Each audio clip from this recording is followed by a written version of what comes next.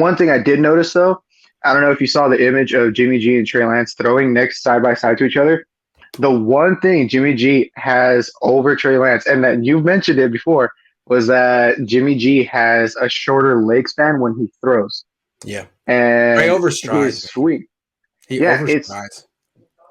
I he saw does that and I was like, as someone who saw that, I was like, look, I played baseball, so I understand trying to throw harder. And what he does is he drops his weight and drives off his back foot, which is causing his head to move, and it's making it impossible for him to have a repeatable release point.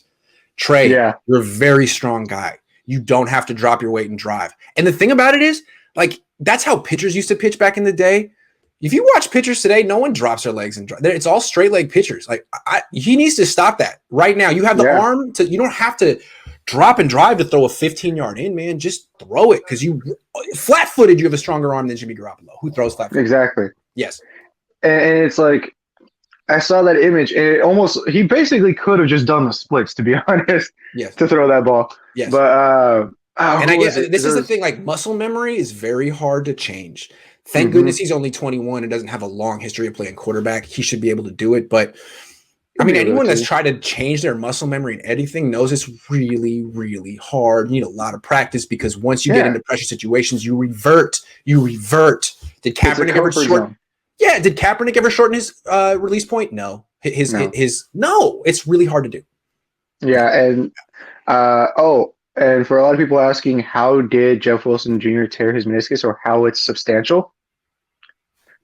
It's super easy. So the reason why they say it's substantial is because the only way you can actually truly tear your meniscus is by already being damaged and worn on the outside tendons in your knee, because the meniscus is this little like bubble area around the top part of your, I think, humeral bone. And when there's an actual great tear in your ACL, it slams, and then when you turn, it just rips. So the guy was probably already feeling some kind of like pain in his knee, or there was something that he didn't know about. And when he threw himself up and then turned, there was just enough pressure and enough torque. Imagine being an NFL football player and tearing your meniscus that way. God, I would cry. Yeah, I would cry. Dude, remember when Tom Compton got himself a concussion on a walkthrough? So that's true. That is true. All right, Steven, man. Great to see you. Great job, man. Great call.